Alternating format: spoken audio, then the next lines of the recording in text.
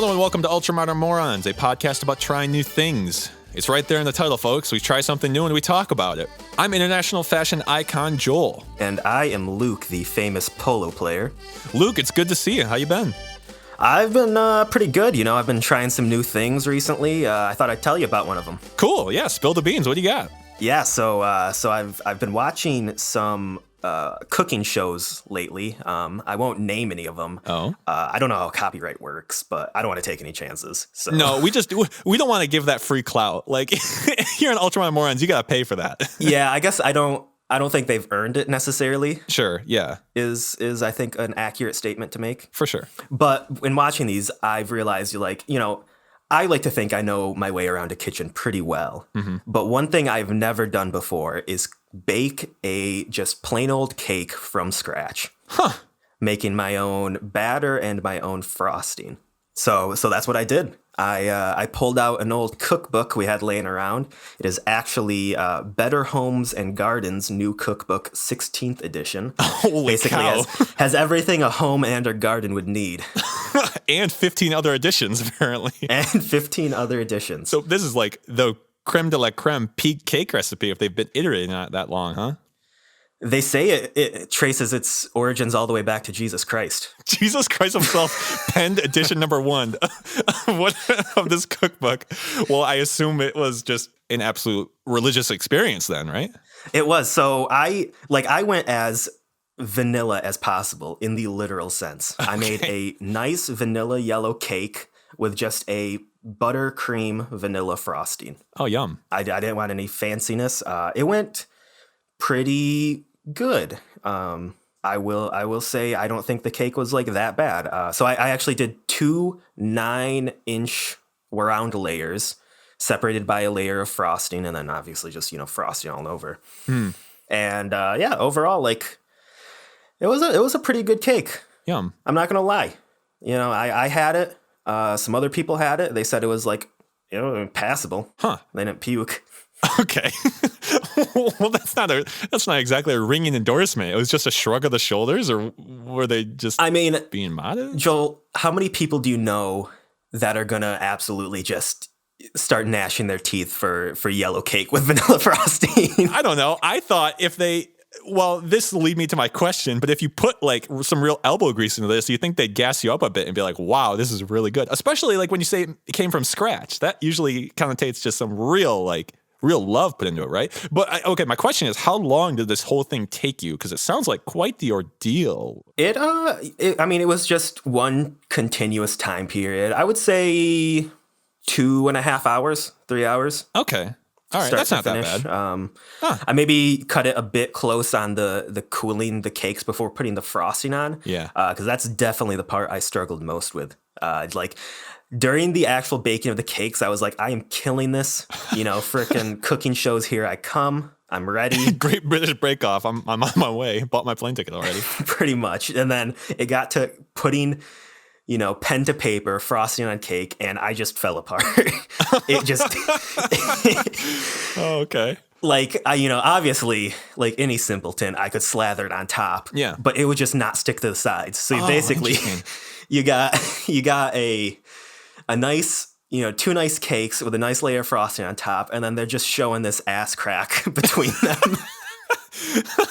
Oh, well, I guess I'm going to have to really be prepared for that one when I try this. You'll send me the recipe, right? I'll send you the recipes, and I'll post. I took a few pictures of the finished cake. I can post them on the Twitter just so everyone kind of knows what we're talking about. Good idea.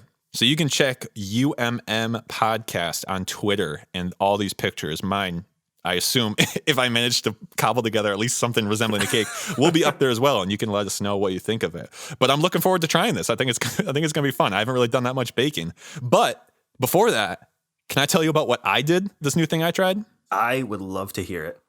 All right, you're going to love this. So I was thinking about what to do, and we both, I think, are fairly creative people, but I haven't done too much flex in my artistic muscles. Mm-hmm. So for this episode, I followed a Bob Ross painting tutorial. Wow. Yeah, I actually Googled what's the easiest Bob Ross painting, and I followed. You gotta that start one. low. Yeah, that's right. I figured my skill ceiling is pretty low. So let me, before I detail it anymore, I'm going to send you 2 pictures. Okay. Check your phone. The first one I'm going to send you is Bobby Ross's version, my friend Robert. I'll send you that. Let me know when you get it. Okay, I'm seeing this old BR. Yep, that's definitely Bob Ross. This is a classic Ross. So this is from season 1 of the show, and it's the final episode of season 1. And he has his son on to like read him questions, and it's really endearing. They're like dressed up like, I mean, rightfully so, but they're just straight up out of the 70s. It gives a really good energy and really inspires you to paint. Okay, I'm going to send you another picture. I know this isn't too conducive for an audio medium, so I guess I'll describe it. But we'll put these pictures up on the Twitter as well. It's a calm forest lake scene with mountains in the background. It's very just serene. All right, here comes mine. Let me know when you get it. I see the resemblance. I think the pond portion of this was a bit lost in translation. It looks like just a field of essentially just weeds leading up to a couple of evergreens and then a nice, bold mountain peak. Actually, the more I look at this, the more I think you might be onto something here. Really? Who's the media or movie production? Is it Paramount?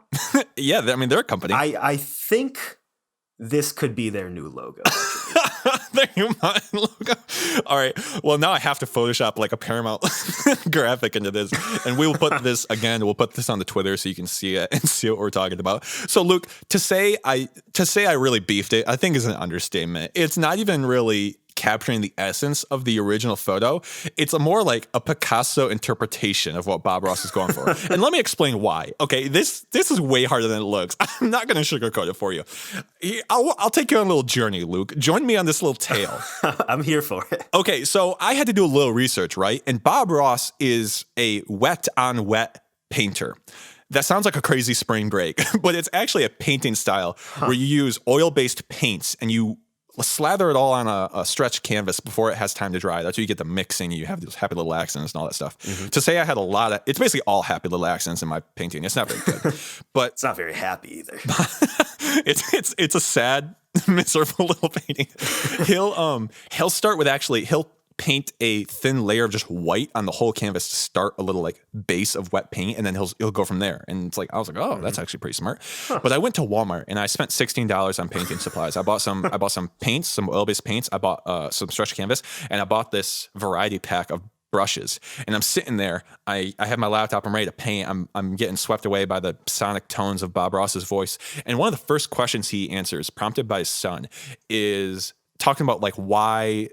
Some viewer asked a question about like why their like shadows don't look as good or something like that, and he basically says like, well, you want a good brush, you might be using like a nylon tipped brush, and that's what you don't want. If someone's trying to sell you a nylon tipped brush, you say no, you want this type of brush. And I looked over to my nylon tipped brushes. Oh no! And I said, oh, this will probably be okay, and it was not okay. It was really hard. He's able to use this bigger brush, and he's able to like dab it in a way that I just couldn't because it clumped together. I've seen clips of him, and yeah, he uses like basically a paint roller to get the fucking he basically has like a foot wide, like it looks like a horse's mane. It's like a broom that he's out there dabbing. It's insane. He just brings a horse in, grabs it by the ass, and just starts moving it around. So it slathers it on, and I'm over here like trying to use my cat, and it just was nothing. But yeah, so for what it's worth, the actual process was pretty fun. I was a couple brewskis in, so I was kind of in a good headspace. Yeah. And I was listening. I've been really big on the Doom 2016 soundtrack recently, so I was listening to that on my speaker and had Bob Ross playing at the same time. So I had some mixed messages coming from me, and it all resulted in this painting, which again we'll put on the Twitter. So the whole thing was pretty fun. I will send you the video tutorial so you can try it. I'm excited to see what yours looks like, to see if you can somehow. I'm excited to pop some brewskis and give it a go as well. I think that's a core ingredient. Bob Ross, I'm pretty sure before every taping would pop a few brewskis and then be like, all right, let's do this. And then he just stumble onto set. Well, Joel, that sounds like a riveting experience. It was. I'll be sure to give it a go, and I'm expecting a cake in the mail from you in about a week as well. Okay, I'll save you a slice. All right, well, we will get back together in segment 2 of the episode. Stay tuned. In the meantime, please enjoy 15 seconds of retro 80s pop music.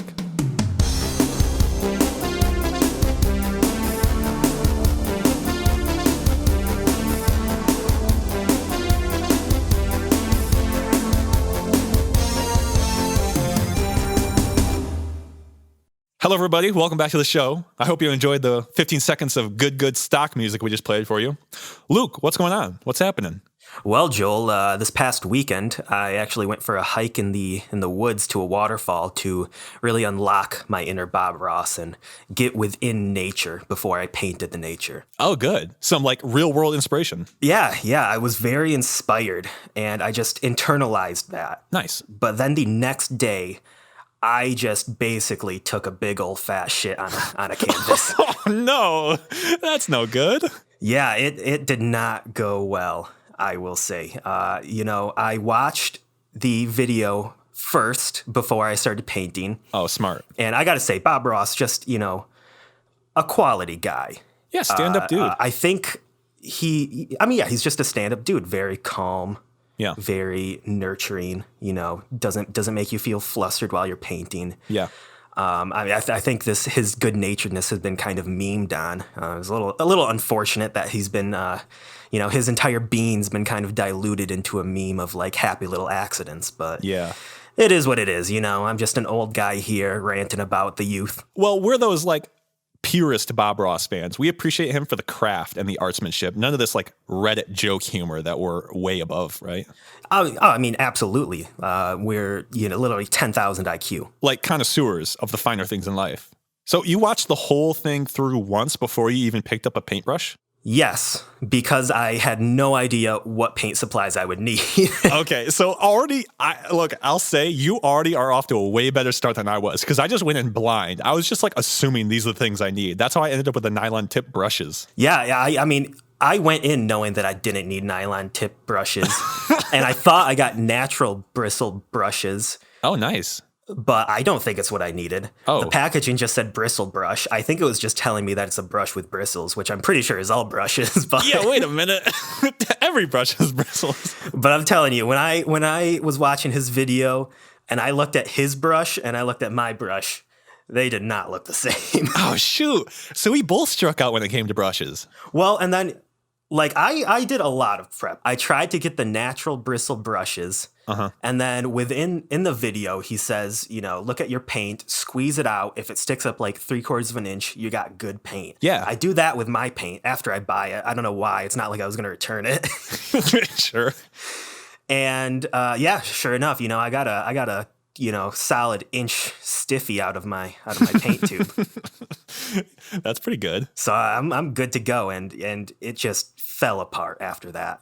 When you actually had to execute on the on the painting itself, just no go? When I had to execute on the painting, it was just a no-go. And I feel like, I've been for the past how long has this been? 6 minutes, 5 minutes. I've been praising Bob Ross, his painting skills, his presentation. Mm-hmm. Great guy. Honestly, though, that show kind of just a dog shit tutorial. Just from a tutorial teaching you how to paint. Take it back. Because you also have to put yourself in the mindset of somebody in the 70s. Like, imagine, we're Joel and Luke in the 70s, and we decide we want to start painting, and Bob Ross just comes on the telly, PBS at noon. It's like, what are we going to do? Get our paint supplies together real quick? It's like, you can't rewind or anything. It's yeah. Like, what are you going to do? The amount of times I had to pause the video to catch up to him was just astronomical. It was out of this world how many times I paused and quick caught up to where he was going. Like, there's no other way to do it, right? Yeah, and then I actually, after I painted my painting, I went back and watched season 1, episode 1. Oh. And throughout that, he gives like a good setup of like what colors you need, what supplies. Okay. And I'm just like, man, back in the day, if you missed that, like the ship has sailed. That's fair. We jumped in at the climax of the season, right? Like he probably is assuming, he's like, okay, if you're watching this, you know how to hold a paintbrush. I'm out here like gripping it like full fist in my paintbrush, trying to make it work. And it was just not happening. That being said, I feel like, now I've given you enough excuses from why my painting sucks. I think you should I sent it to you a little earlier, maybe pull up your phone and you can see the final product. Let me look at this. What?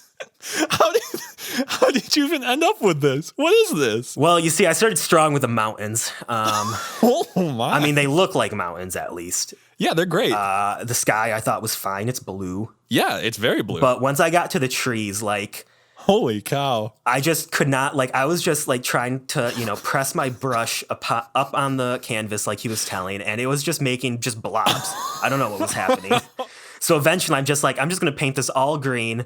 I'll just draw a few little trees. I'll put some blue on the bottom. I'm going to call it a day. Oh my goodness. It looks like it's a blue sky with two mountaintops, and it looks like a green like wave of water that two blobs are sitting on with like lines in them. I know those are supposed to be bushes, but oofa doofa, my guy. Yeah, it did not go well. Okay. Well, the final result is nothing to hang in an art museum, but did you have fun with it? Was it an enjoyable experience, or were you frustrated? That's the $1 million question. I didn't hate it, Mm-hmm. I don't think I'll do it again. No, that's fair. Maybe I'll put on a Bob Ross video to fall asleep to sometime, but I'm not following along with old Robert again. I wonder how many people watch Bob Ross just to relax or do, I don't know, just have something on in the background. Like, what percentage of people actually tune in to try to paint something? It's got to be a small minority, right? Yeah, I mean, this past over the quarantine, the pandemic, I think on the BBC was airing reruns like all the way through of Bob Ross. Oh yeah, painting. I remember seeing that. Yeah, just thinking about it, it's kind of like kind of cool, but also kind of a kick in the nuts. You're spending all day taking online classes or online meetings, and you can barely get your point across or anything substantial during those. I mean, let's be honest here. And then you tune in, you're trying to relax and paint, and now you've got some guy, from the 70s just absolutely showing you up and painting, and you can't even unmute yourself to ask questions. Man, sounds like someone in this call took this pretty personally. Ouch, dude. Listen, I grew up in a generation where everything I've done is correct. I don't think I've ever made a mistake before. Yeah, that's fair. And to now see just this absolute abomination of a painting I produced has really altered my psyche. In retrospect, it makes me feel a lot better about my painting. If anyone listening wants to see these paintings, both mine and Luke's, you can go to our Twitter at UMM Podcast to check it out. There's something to behold, that's for sure. So Joel, I lived, I loved, I lost through this painting experience. How'd the cake baking go for you? The cake baking experience was a lot of fun. I really enjoyed it. It was, I had all the ingredients in my house on Saturday. And so I just got everything ready, got it all out, and just like went to town. And like you, I was just killing it. Like I don't know, it was very enjoyable. I, like you, have not had much experience like baking something from scratch, like cake or cookies or muffins or whatever. So this is all new to me. Mm-hmm. But the Home and Garden new cookbook version 16, that's what it is, right? Like they made it so easy. Yeah, it's 16th edition. Yeah. I thought it was really simple to follow on the instructions. Like it's hard to mess up. It is. They, especially before the recipe, they give you some like cake baking basics that makes it very hard for you to mess up. It's like, I feel like it's like technology in a way. This is a hill I will die on. Like if you say like, oh, I'm just not like a computer guy, or like, oh man, I'm just not a baking guy. It's like, okay, you're just not even trying. Like I'm a huge klutz and I managed to make a pretty good looking cake. I'm going to send you a picture or two. Okay. That a little messy on the edges, but okay. I mean, so here's why. I started off by putting a thin layer of frosting in between, like a really thin one, because I wasn't sure how much it would take to cover the outside. So it was like a little too thin. Mm-hmm. And then when I had, like you, any schlub can cover the top. And I knew you had trouble putting frosting on the outer edge. And so I, to compensate, put so much on and instantly shoved it in the fridge to try to cool it and harden it. And it just did not work. And it all just schlupped down the sides. I have like these pools of frosting at the bottom of the cake. Well, I noticed it's on a plate in this picture. Yeah. Did you frost it on? Well, I guess that's a pretty big plate. Yeah, it's like a platter. Okay, because I just had it on a normal dinner plate at first. Yeah, I saw that in your picture. And that also didn't help when I was trying to frost the edges, just because it like kind of flares up and it was interfering with my my silicone spatula and stuff. Yeah. So I had to do like this surgery essentially to transfer the cake from there to like this plastic baking sheet that was flat so I could finish it and then transfer it back for the picture. No, this was what you see is what you get here. It was like I made the cake on this platter. That's why there's so much frosting all like flicked around on it. It doesn't look very presentable because I just like made it all right there. But the picture you sent me, you texted me a photo of the cookbook that had the recipe. I mean, you sent me a couple pages of or a couple photos of a couple pages, and it was sort of like a wide picture of the whole page and it's small font on the page. And so I was zooming in on your like pixelated photo and I was like, does that say 1/3 cup of butter or 2/3 cup of butter? Like I was guessing on some of these ingredients, but it ended up working out pretty well because I think I don't know. It baked fine and the frosting was really good. And I got good reactions from most people. My family really liked it. I mean, I got like big thumbs up. They said it was really good. I don't know if they just like feel bad for me. So like that's an option. Like, man, this is the first time Joel's been in the kitchen. You know, this could be a new passion. We could finally get him out of the basement for once. They're just like, yeah, that's great, bud. Good job. I brought in a slice to my friend Dave at work, and he was like, yeah, man, this is really good. And I was just like chest puffed up, like a huge hotshot. Like my sense of pride and accomplishment was actually through the roof. No meme. Like I was very proud to make this cake. Yeah. That's interesting that you bring up that you brought it to work because that's been a point of contention. Oh, a real strain on my personal life in the past week. See, after I baked my cake, my wife tried it and, she thought it was really good. I thought it was really good. Like it was a good cake. Yeah.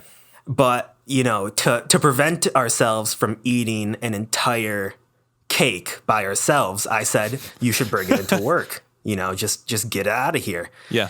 And she just refused. I'm Why? like, listen, if you're telling me this is a good cake, then take it into work. What's the issue? Yeah. If you're proud of me. Yeah. Why did she not do it? I think her excuse was that it would be mistreated in the break room, essentially. Like I'm trying to think her just asinine reasoning. Okay, let's be nice here. No.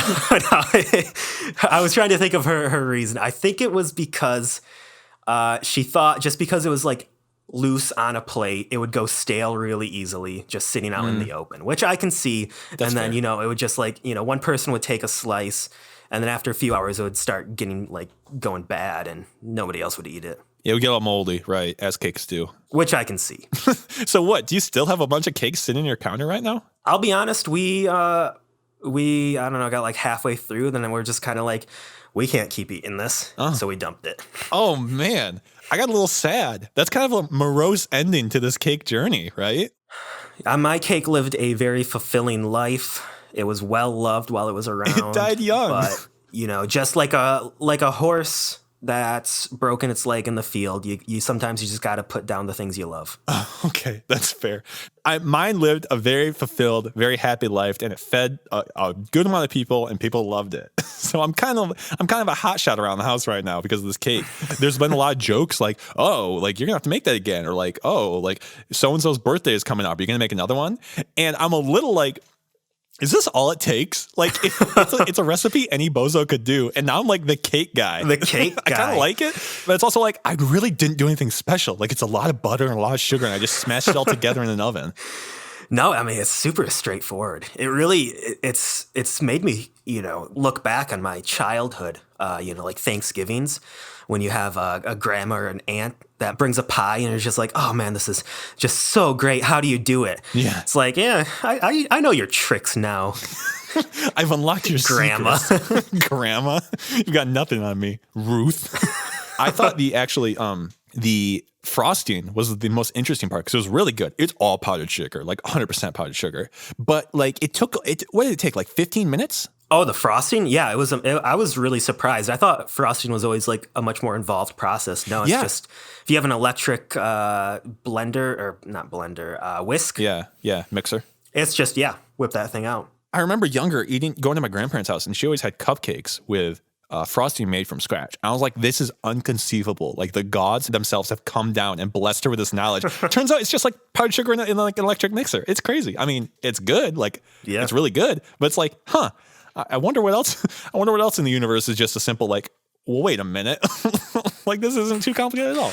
I like too how the recipe is like for everything. It's like, 3/4 cup butter, half a cup of milk.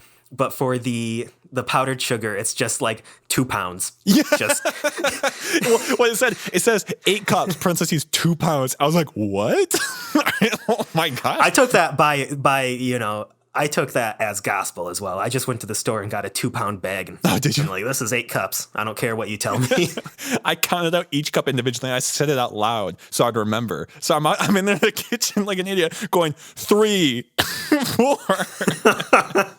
It was honestly, at the end of the day, it was a lot of fun to make this. I really enjoyed it. That was a good suggestion on your part. No, yeah, cooking, baking, it's a good time. And it's like, I think it can be daunting at first, but I mean, especially if you're just following a recipe like we did, no issue. Well, this was another successful episode, Luke. I had a lot of fun with these two. Both of them were really enjoyable to me. As did I. Well, thank you so much for listening today to Ultramodern Morons. If you like this episode, you can follow us on Spotify or Apple Podcasts or anywhere podcasts are found. And give us 5 stars if you feel so inclined. We'll be back in, what, Luke, 2 weeks? I think 2 weeks, probably May 1st. May 1st, whenever I get my 15 minutes of free time from the chains in the basement. But we'll come back and we'll record more good podcast. Adios. Adios. Thanks for listening.